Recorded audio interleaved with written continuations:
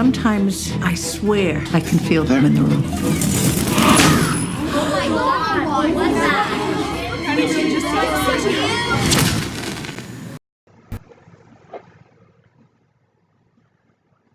Hereditary.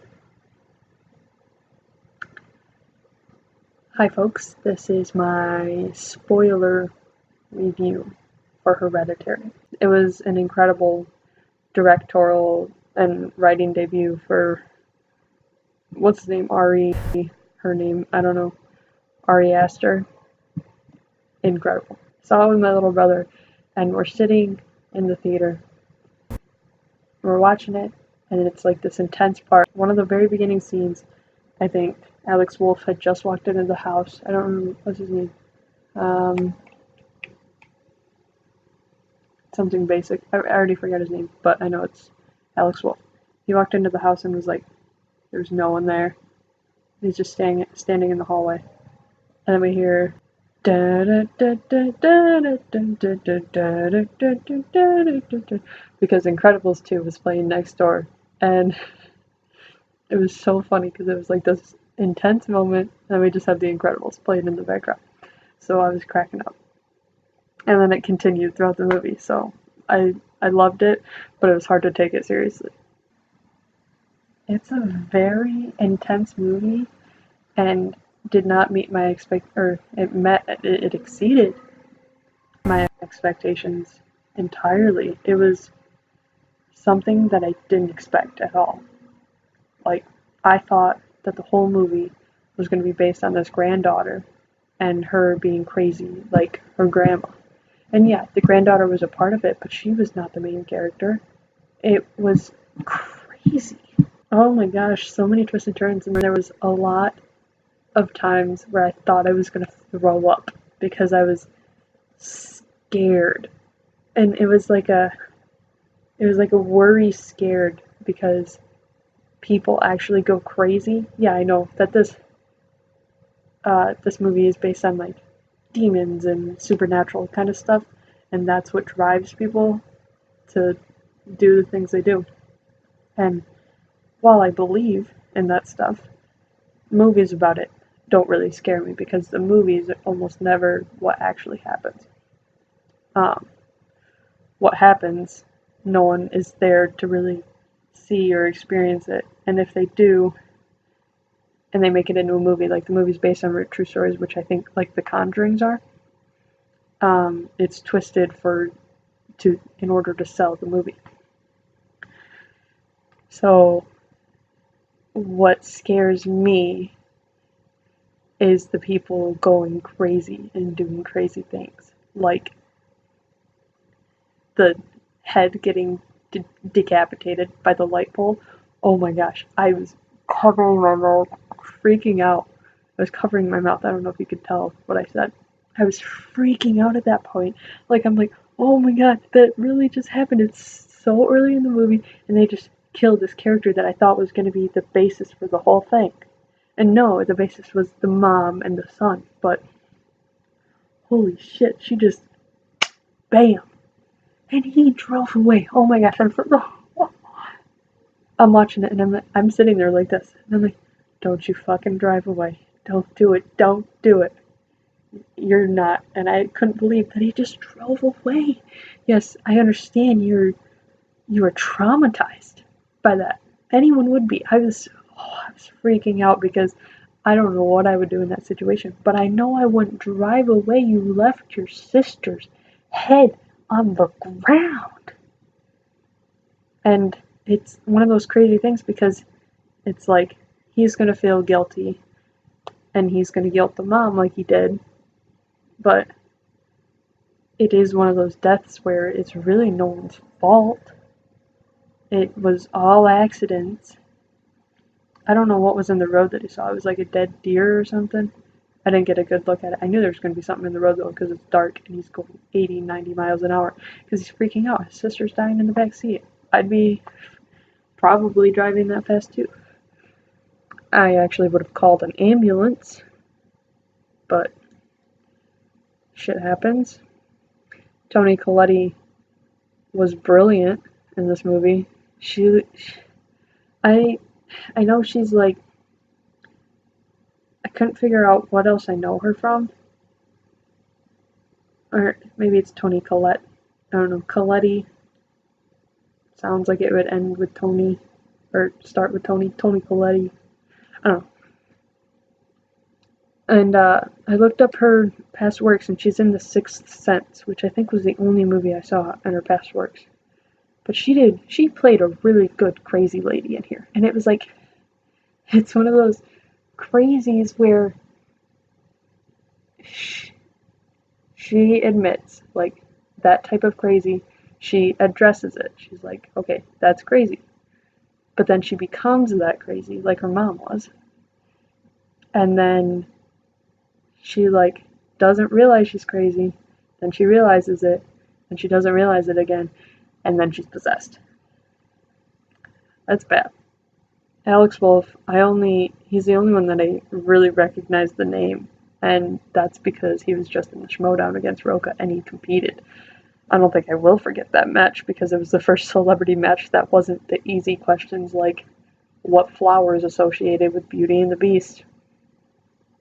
I will never forget that question, because that is the worst question. Oh, that was so easy. My brother, he didn't like it. He didn't like it at all. He thought it was stupid.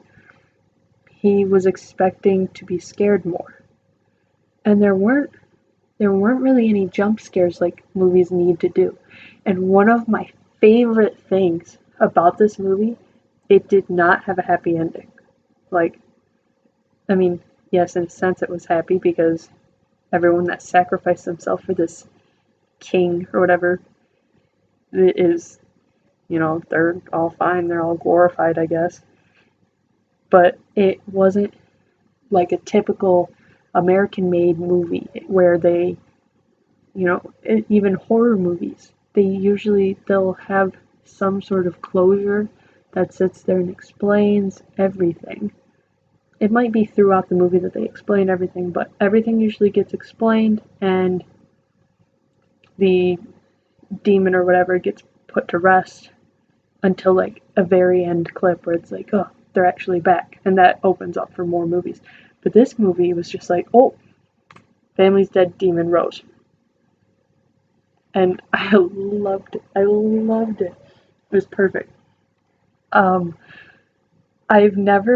For this movie, I have never been so confused and terrified and been so happy about it. I was horrified by all this shit that was happening. Like the mom, oh my gosh, the mom putting, what is it, paint thinner on her kids with a match? That's terrifying. All in sleepwalking. And then she had that dream where she sleepwalked again, and then she told him how she never wanted to be his mother anyway, and all this other stuff. And I'm like, this poor kid, and all the ants everywhere. Oh, the ants. Oh, so scary. I loved it. Me and my brother were the only ones in the theater, other than two old ladies sitting in front of us who were adorable. They were so cute. One of them, like, she turns to the other and she goes, oh, she's in the treehouse now. And I was like, oh, you precious. But we're sitting there. I don't remember what part it was in the movie, but I swear, like, something ran down the stairs in the aisle next to me, and I freaked out because it was definitely just my mind playing tricks on me. Like, that wouldn't have happened.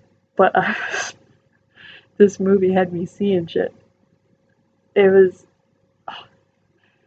the storyline, it wove hints, or not hints, because hints don't really... the hints alone don't help you figure out what was going on.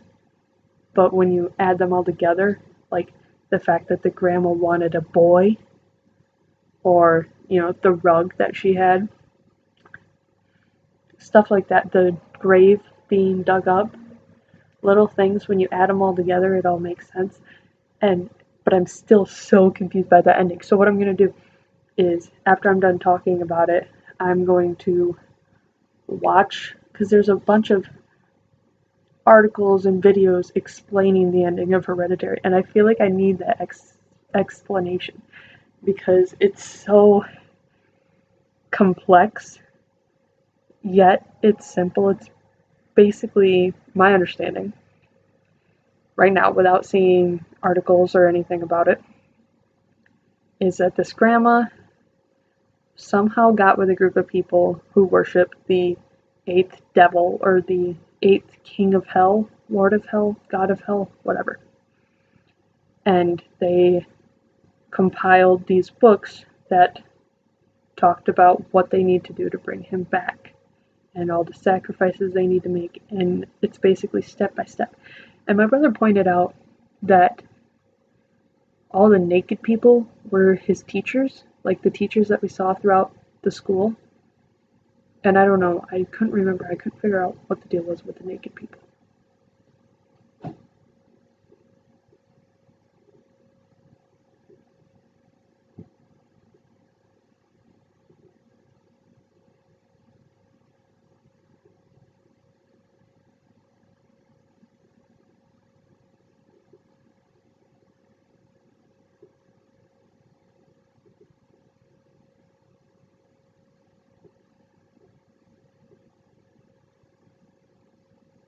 Could not figure it out.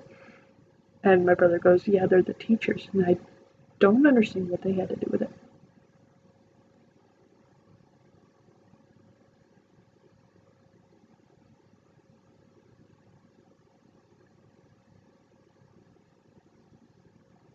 But basically, all these sacrifices need to be made in order to bring the demon back, or the hell god. And so the hell god was actually Charlie. Maybe that's why she was weird, but she rejected her first body because it was a female, so they corrected it. I don't know, I'm still confused by it, but I loved it. I thought that the story itself, ignoring the supernatural parts of it, the story itself made sense and it clashed very well. The cast was brilliant. Acting was good on everyone's part. Gabriel Byron as Steve, the husband, the only sane person in this movie. Everyone here is crazy. Even the Peter, that's his name, Alex Wolff's character, Peter, what? He's freaking nuts. But everyone did their part so well. Everyone in this movie did great. But the Ann Dowd girl as Joan also, she was this cute little old lady who offered to help. And when she first came on, I was like, oh, she's gonna die. Like, the mom's gonna go crazy and kill her. Which didn't happen. This Joan lady ended up being the bad guy. But a lot of people are talking about how great Millie Shapiro did. Millie Shapiro as Charlie. I don't think she did bad. Don't get me wrong. I think she did great. But everyone, when they talk about this movie, most people are talking about Toni Collette or Coletti or whatever. I need to sneeze. Maybe it's yawn. Okay, it's a yawn. But a lot of people are talking about how great Millie was. And I'm like, she had like 10 lines. And she died. She wasn't in the movie. I mean, for a start, yeah, because I don't think she was really in anything else. But she wasn't, like, I'm not blown away by her performance. Alex Wolff. He's younger than me, and he's like this successful actor, musician, winning shit person. And yeah, he's younger than me. That's so weird.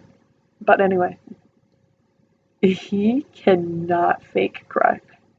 All the acting in the movie was great. But when Peter cries,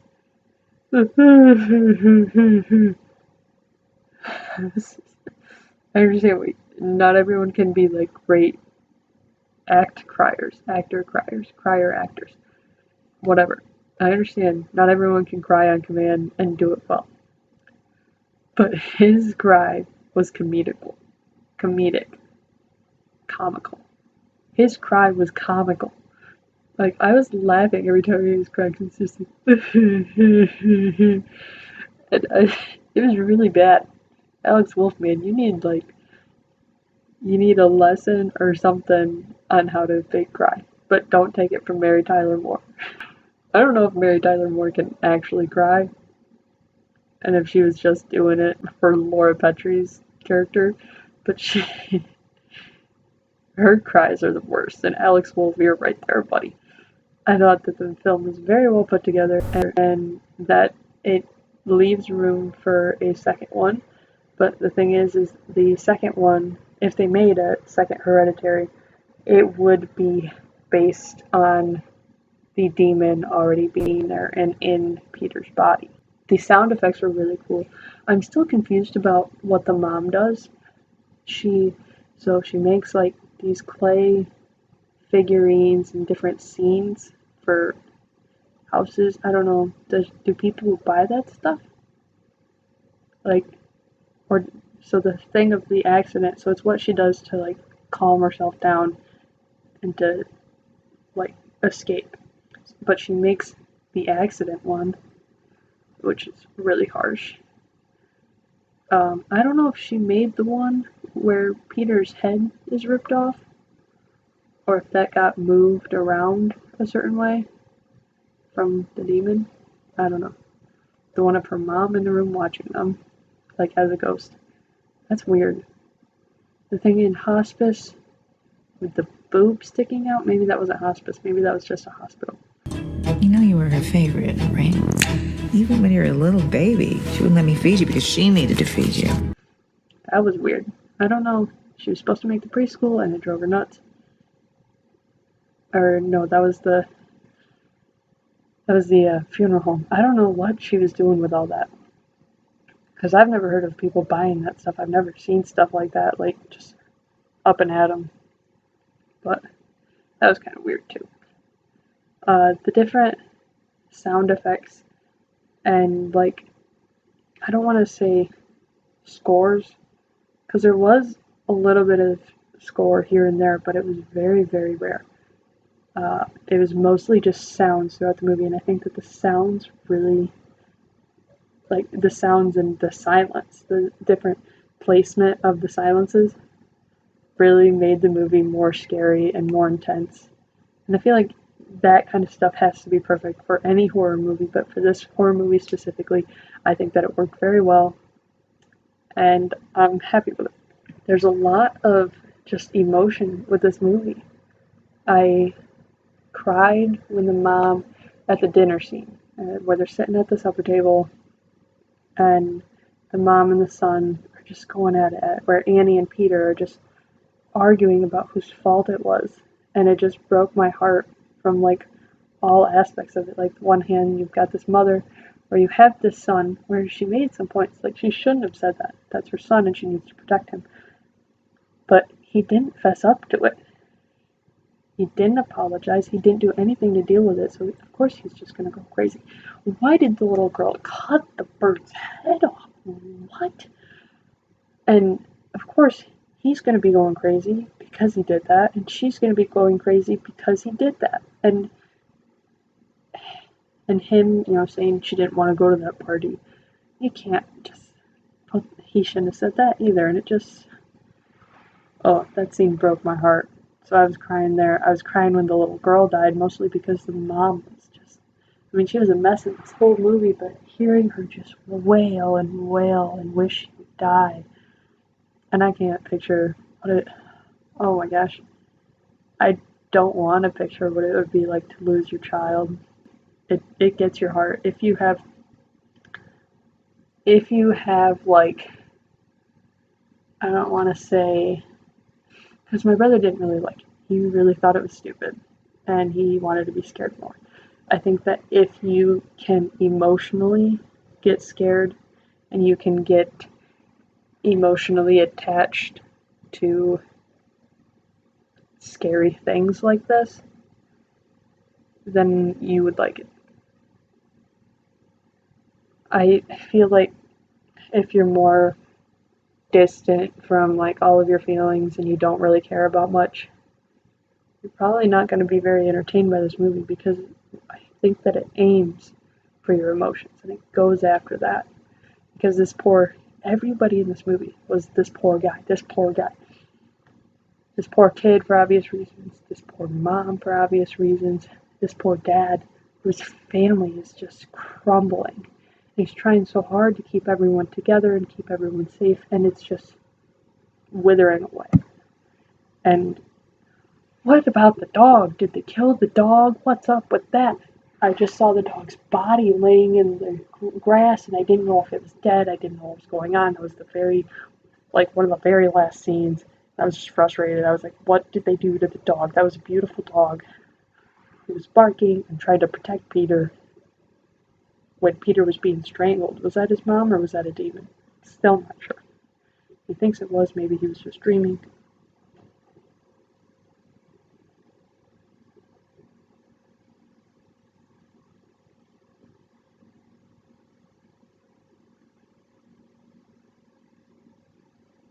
But maybe she actually did it in her sleepwalk or whatever. I don't know. I don't know who put the body in the attic. That's gross. How did they not smell that? How long has it been up there? When we first saw the grandma's body and she was all black, I don't know if it was just the shadows, but her legs and her arms looked huge, like she was some black man's thighs, thunder thighs, and everything, or it wasn't even her thighs, it was like her calves were huge. And so I'm saying, I asked my brother, I was like, was that a monkey in the grandma's dress? I couldn't tell. It looked like these huge, like, gorilla legs. I couldn't, not like with the fur, but they just looked so big and dark. I couldn't tell. Oh my gosh. Great movie. I wanna give it 4.5 stars. I loved A Quiet Place. That was 5 stars. And I don't think this was as good as that, so I want to give it 4.5. I like this movie. If you didn't like it, tell me why. Let's talk about it. But I'm going to watch some explanation things and read some explanation things, because I need some explanations here. Okay. Took notes. Wow, this movie is way deeper than I thought it was. One thing that I didn't get answered throughout my readings was the like light circles that were like rings that Charlie and Peter would see, and then they just kind of focus in. I don't know what that was, because I know Charlie saw him and I know Peter saw him. And at the end it kind of seemed like the same kind of spirity thing going into Peter. But if Haman, this demon, the king of hell, was in Charlie, Charlie was Haman in a female body. So I was Charlie seeing the circling things. So I don't know what that was. But other than that, we have the mini house, like the miniature houses that she was building. Because the family was just pawns for this cult and this demon. They were all pawns, manipulated. It was like they were playing with dolls. That's crazy. The bird's head was cut off. This was one of my questions in my review. Bird's head was cut off because Charlie is the demon Payment. Like, when she was born, that was the demon. Demon was already in her. And she wasn't possessed, because when people are possessed, it's like they have themselves and then the demon inside them. She was just the demon. And she didn't know why. So, like, she was oblivious to everything that the cult was doing. She just knew that she was her, and she didn't like it, and she was terrified. She was just this demon inside this little girl's body, but she didn't understand it. They needed Peter to be broken in order for payment to enter him. So they broke him down with trauma. The cult is the one who somehow killed Charlie and made it Peter's fault. The telephone pole had the cult symbol on it. I didn't notice it, but apparently it did. And the more I'm thinking about it, I'm like, So they could have put nuts in the cake, served it up. Oh, we did see her chopping up nuts. I guess. She was like chopping up pecans when they first walked in. So it's kind of foreshadowing that I completely missed. Idiot. Could have been the cult that did that. And then it could have been the cult that put the dead thing in the road and like timed it perfectly so that he would hit the telephone pole. And if the demon was inside her, he could have made her stick her head out the window. This is all crazy. Crazy. And it needed to be Peter because they needed Queen Lee, the crazy grandma. They needed her bloodline. And he's the only one left because she tried to kill her son. And he hung himself. And he was saying that she was trying to put people inside of him. And she was. But he had schizophrenia, so I feel like isn't that the voices? So that would be like people inside of him. So I guess that's like the logic that makes sense of it. The words on the walls. Like there was one that was Satany or whatever, Satoni, I don't know, something to do with Satan. Okay. Then there was like Pandemonium, which is like capital of hell, right? What were the other words? There was some Hebrew word, and then there was Zazas, which I noticed. I was like, Zazas is like the demon that you conjure with the Ouija board. And I noticed the name of the Zazas. I was like, that's a demon name. That is a demon right there. And I knew there was a demon in there. Something that I didn't notice, but makes sense now. See, all these things, I don't think I would have even noticed them if I watched it again. Because you have to be paying so close attention, but they're so perfectly hidden, but also perfectly done. So, at the beginning, the funeral for Queen Lee, Annie refers to all of these strange faces. It's heartening to see so many strange new faces here today. Because she had no idea who they were. It's the cult. The cult is there. And when Charlie goes up and she's standing at her grandma's casket, she turns around and she sees all these people. And they're all smiling at her. She's okay. And I thought it was weird. I was like, okay, I don't know why they're smiling at her like that.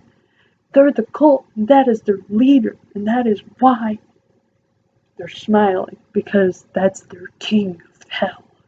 People are crazy, man. Crazy.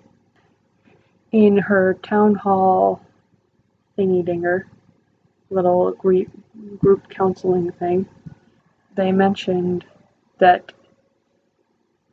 Annie mentioned that her mom, Lee, had DID, dissociative identity disorder,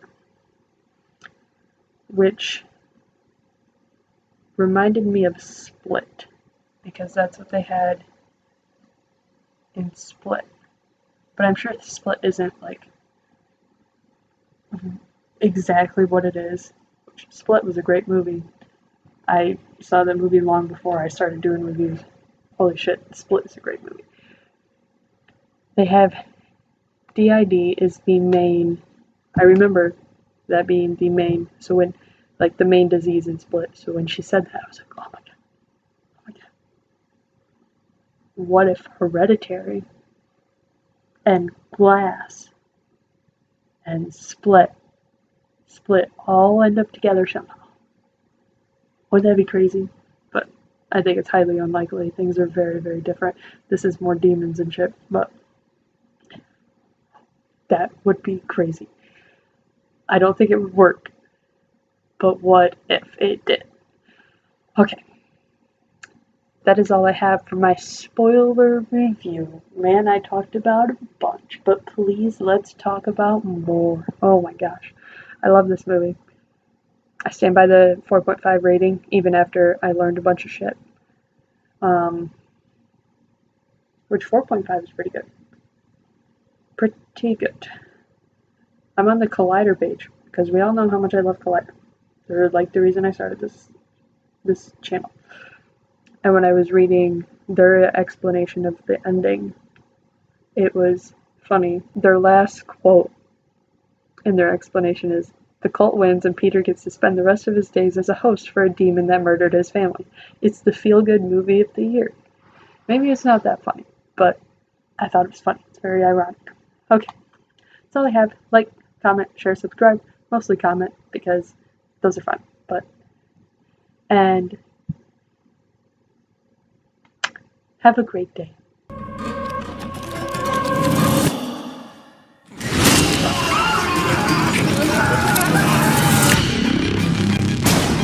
I don't like this. Dad, I don't like this. What's happening? Peter! Don't you ever raise your voice at me! I am your mother! Please stop! Mom, what's happening? Make it stop! Make it stop! I just don't want to put any more stress on my family.